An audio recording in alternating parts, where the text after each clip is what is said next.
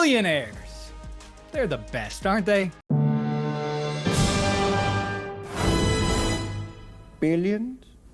They're the backbone of our society, the job creators, the yacht collectors and jet setters. Now, I love all billionaires, as I'm sure you do, but the ones who I want to focus on today are those who grace us with their presence in big-time sports ownership. Take the NFL. I'm not the first to point out that it is, in fact, a communist operation, only masquerading as a capitalist enterprise right here in these United States. It's got a hard salary cap, revenue sharing, and a stated goal of parity. The idea is simple.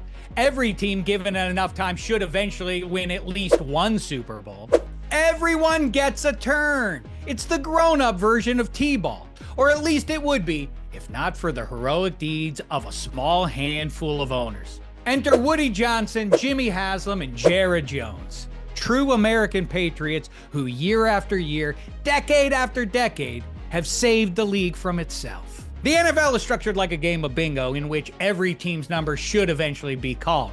But these cats keep leaning on the machine specifically to make sure that their team's number never comes up. Shakespeare had Macbeth, Gilligan's Island had Gilligan, and the NFL has the New York Jets. You think Haslam gave $230 million to broken-souled Deshaun Watson with the expectation of winning? That'd make him a fool. Also soulless, but a fool, a maroon, an imbecile. A dummy.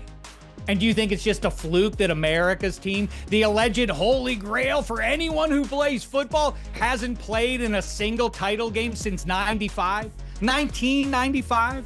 That's the year GoldenEye came out, so that makes it 2 James Bonds ago. It's also the year the first Toy Story came out, so that's 4 light years ago. It's also the year Michael Jordan quit playing baseball so he could put on the number 45, and it's the year O.J. Simpson was unable to put on those gloves. Let's be honest, if you or I had $10 billion just laying around, we'd probably buy a pro football team with it. But the question is, would you sit idly by with your feet up in the luxury box and let the pigskin professionals do their job? Of course not. You don't buy a PlayStation 5 just to let other people shoot rocket launchers at old ladies in Grand Theft Auto. That's the dream. That's how Woody, Jimmy, and Jer are living. But let's not just reduce it down to mere vanity project. No. What these men are doing is far more noble than that.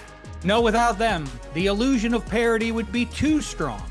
Fans would start to think if they held on long enough, eventually they'd get to see their team win a Lombardi trophy. And that simply wouldn't be compelling television. You see, every good story needs tragedy. So let's hear it for Woody, Jimmy, and Jera, the unsung heroes of our league.